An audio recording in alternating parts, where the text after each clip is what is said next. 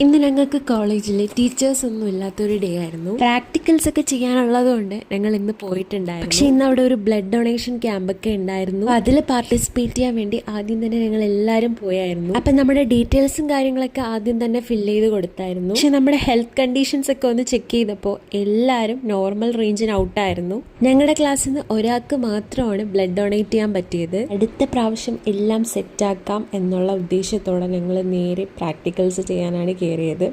അവിടെ പോയപ്പോൾ ഇതൊക്കെയായിരുന്നു അവസ്ഥ. മാടമ്പിള്ളിയിലെ മാനസിക രോഗി നീ വിചാരിക്കുന്ന പോലെ ശ്രീദേവിയല്ല.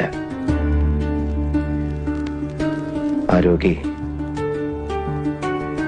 നിന്റെ ഗംഗയാണ്.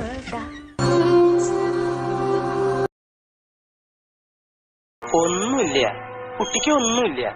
ആടിക്കോളൂ, നേരം വെളുക്കണ വരെ ആടിക്കോളൂ. ഇതൊക്കെ എന്താണെന്ന് ചോദിച്ചാൽ ഞങ്ങൾക്ക് തന്നെ അറിഞ്ഞൂടാ. അതിൻ്റെ ഇടയിൽ എനിക്ക് ചെറുതായിട്ടൊന്ന് തലകറക്കം പോലെ വന്നു. പിന്നെ കുറച്ച് ബോധം വന്നപ്പോൾ വീണ്ടും ലാബിൽ തന്നെ പോയി.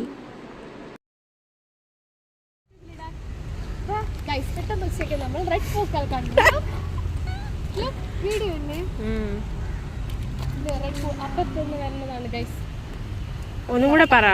ചെരുപ്പൊക്കെ ഊരിയിട്ട് നമ്മള് ഇങ്ങനെ കറങ്ങ്. അടടാ മഴടാ